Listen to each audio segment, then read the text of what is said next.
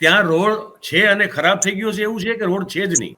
જો સ્મશાનમાં જવા માટે કાચો માટી મેટલ પણ રોડ નથી, અને ધરમપુર જવા માટે રોડ છે પણ ખૂબ જ ખરાબ હાલતમાં છે. એના માટે મેં 2 થી 3 વાર MLA સાહેબ, RMB વાળા સાહેબ, નીતિન સાહેબ હતા, એ બદલી થઈ ગયા છે, એમણે પણ આપ્યા છે લેટર પેડ પર લખીને, ને એમની રિસીવ કોપી પણ લીધી છે.